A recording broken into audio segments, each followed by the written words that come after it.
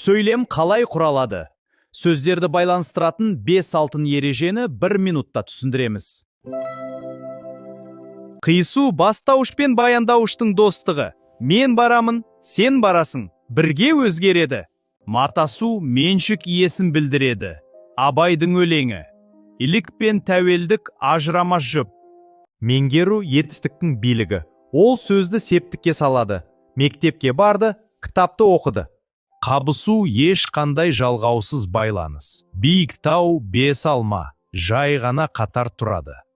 Жанасу мағыналық жақындық. Тез келді, ертең айтамын. Тек қана жанасады.